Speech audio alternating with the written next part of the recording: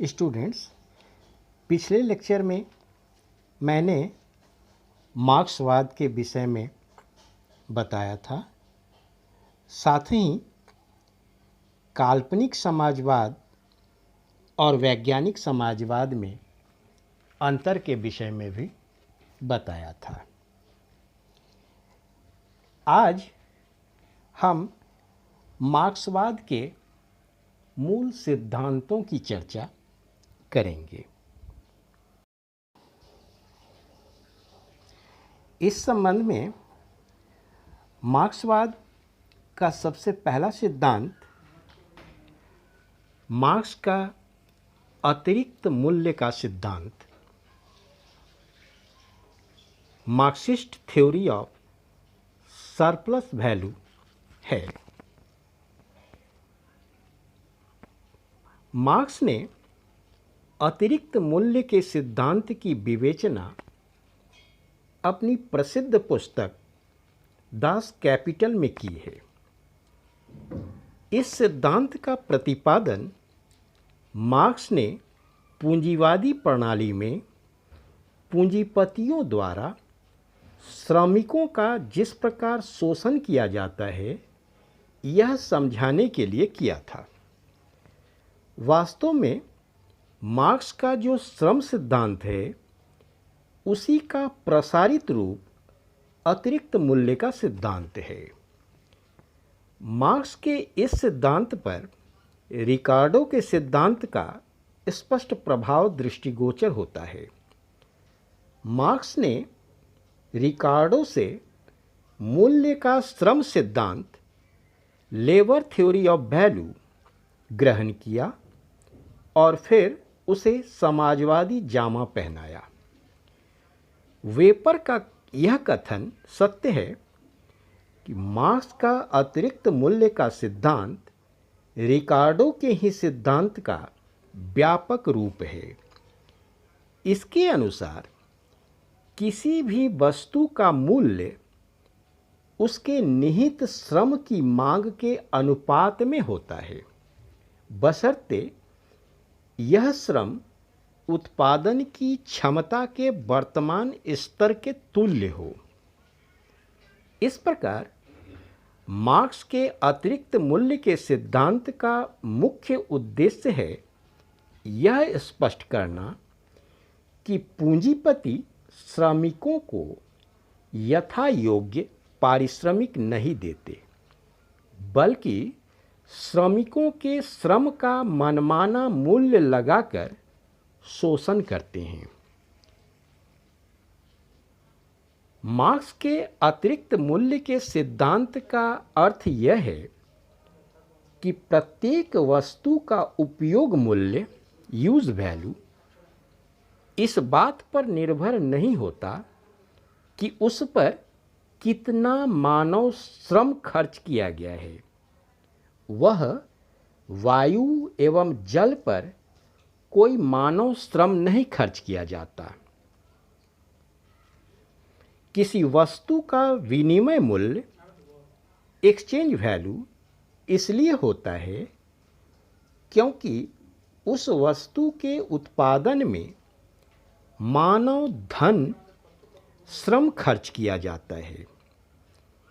एक घड़ी साज घड़ी को बनाने में काफ़ी श्रम खर्च करता है, अतः उसका विनिमय मूल्य होता है। पूंजीपति वर्ग एवं श्रमिक वर्ग में सतत वर्ग संघर्ष का कारण मार्क्स के अनुसार अतिरिक्त मूल्य का सिद्धांत है।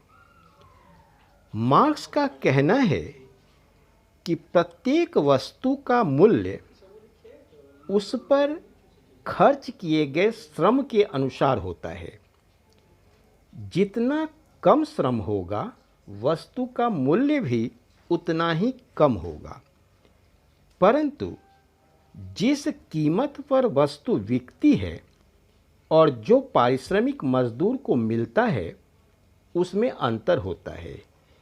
यह अंतर मार्क्स के अनुसार वस्तु का अतिरिक्त मूल्य सरप्लस वैल्यू है, जिसे पूंजीपति बीच में ही हड़प जाते हैं। मार्क्स ने लिखा है, अतिरिक्त मूल्य उन दो मूल्यों का अंतर है जिन्हें एक मजदूर पूरा करता है तथा पाता है। अतिरिक्त मूल्य सिद्धांत के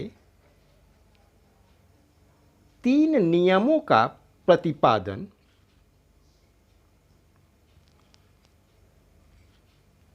मार्क्स ने किया है।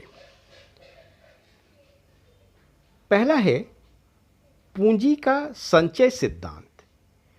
पूंजीपति चाहता है कि अधिकाधिक मशीनों का प्रयोग हो ताकि श्रम की बचत हो और उत्पादन में वृद्धि हो। दूसरा, पूंजी के केंद्रीकरण का सिद्धांत। प्रतियोगिता के द्वारा पूंजीपतियों की संख्या में कमी होगी, पूंजी का केंद्रीकरण होगा, कुछ व्यक्तियों का एकाधिकार स्थापित होगा और इस प्रकार बहुत से पूंजीपतियों का अंत हो जाएगा। तीसरा, कष्टों की वृद्धि का सिद्धांत। प्रतियोगिता के कारण पूंजीपति श्रमिकों का अधिक शोषण करेंगे, जिसके कारण कष्टों में काफ़ी वृद्धि हो जाएगी। इस प्रकार श्रमिक वर्ग की क्रांति अवश्यंभावी हो जाएगी। इस क्रांति के पश्चात पूंजीवादी व्यवस्था का अंत हो जाएगा। अब इस सिद्धांत की आलोचनाएं भी हुई हैं। उसमें सबसे पहले ये कहा जाता है कि मार्क्स का कहना है कि उत्पादन में श्रम ही एकमात्र सक्रिय एवं आवश्यक तत्व है। गलत है, और भी तत्व हैं, पूंजी, संगठन इत्यादि। दूसरी बात, मार्क्स केवल शारीरिक श्रम को ही मानता है। क्या मानसिक श्रम श्रम नहीं है?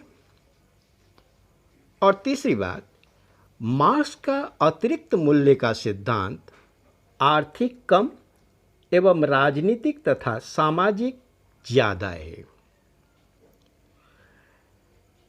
हालांकि इन आलोचनाओं के बावजूद मार्क्स का सिद्धांत एक गंभीर और नग्न सत्य है जिसने विश्व के पूंजीपतियों के हृदय को दहला दिया और जिसने श्रमिकों को इनकलाब पथ दिखा दिया। यह कौन नहीं जानता कि पूंजीवादी व्यवस्था में श्रमिकों को अपने श्रम का समुचित पुरस्कार नहीं मिल पाता। फ्रांसिस कोकर के शब्दों में, the theory is valuable because it is the central point of marks explanation of the social consequences of capitalism। इस संबंध में दूसरा सिद्धांत है मार्क्स का वर्ग संघर्ष का सिद्धांत, Marxian theory of class struggle. George Catlin ने एक हिस्ट्री ऑफ पॉलिटिकल फिलोसोफर्स में यह लिखा है कि the class struggle is for Marx the manifestation of the material of economic dialectics in history. Catlin के शब्दों में ही, there always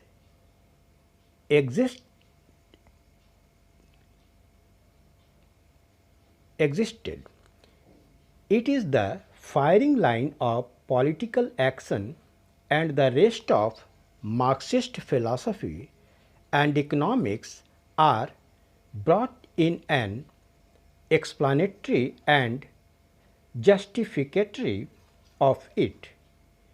It is the kernel of all his case.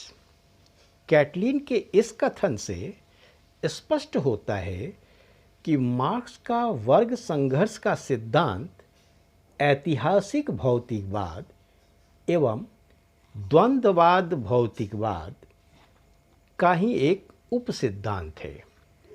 वास्तव में वर्ग संघर्ष का सिद्धांत मार्क्स के आर्थिक नियतिवाद की सबसे महत्वपूर्ण अभिव्यक्ति कहा जा सकता है।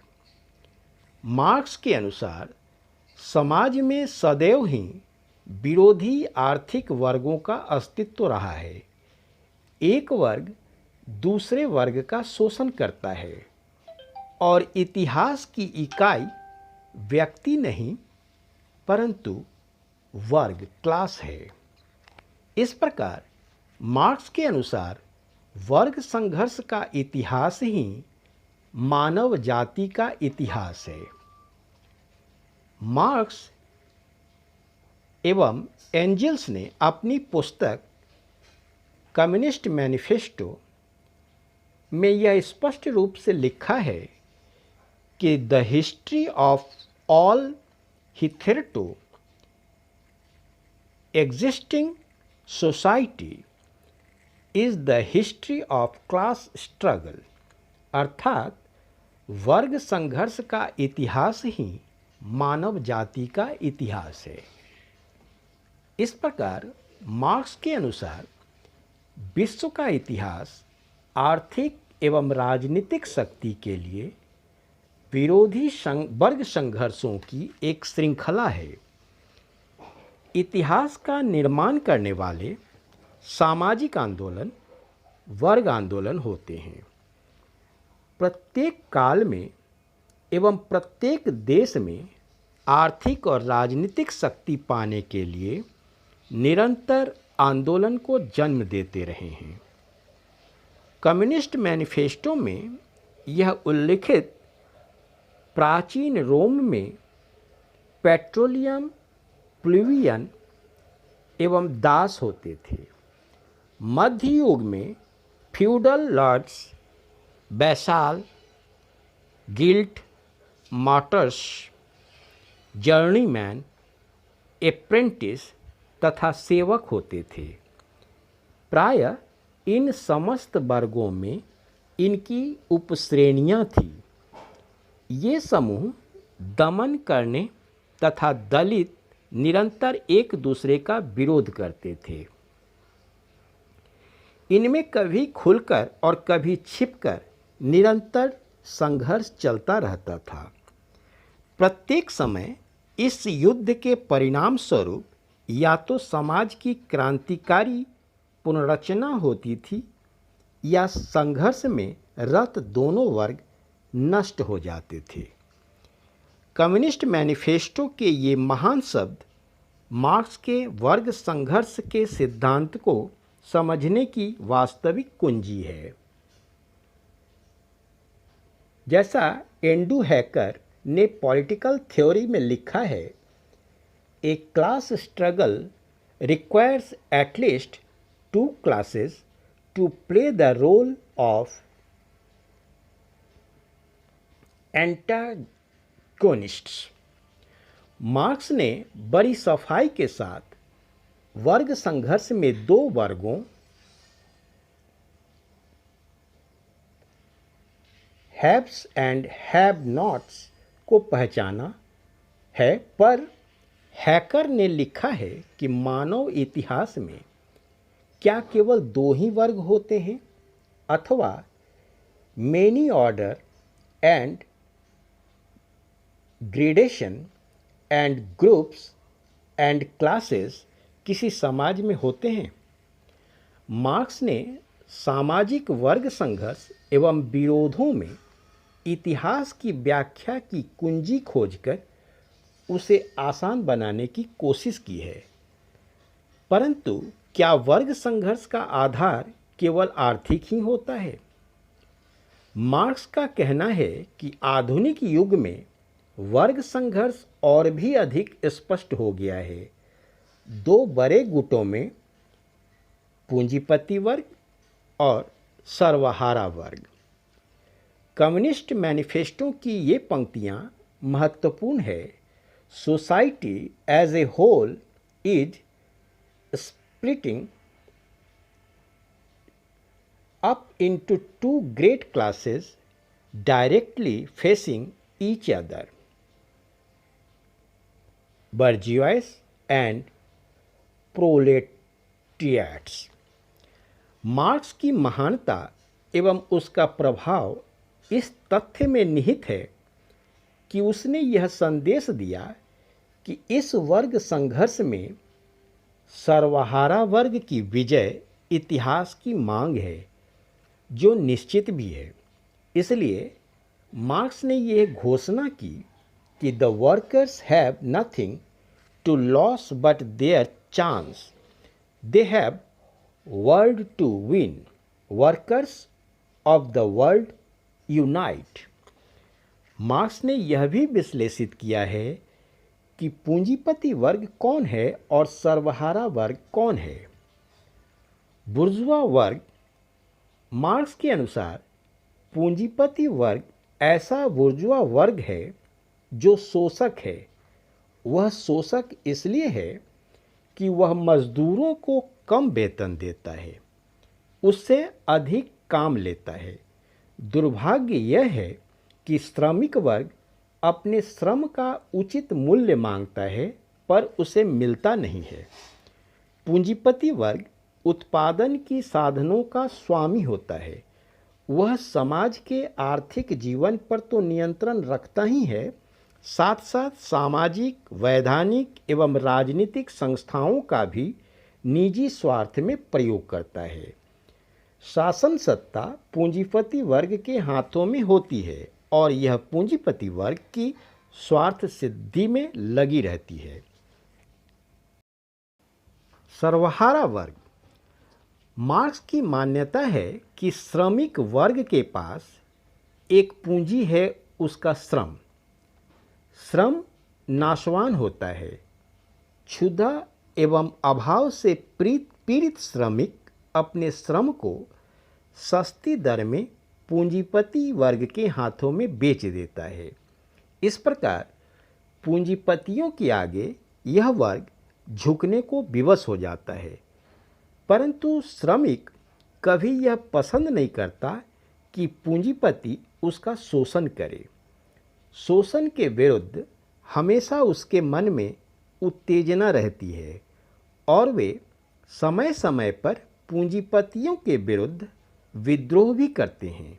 इस प्रकार सर्वहारा वर्ग वह है जो बुर्जुआ वर्ग के प्रति असंतुष्ट रहता है और क्रोधित भी।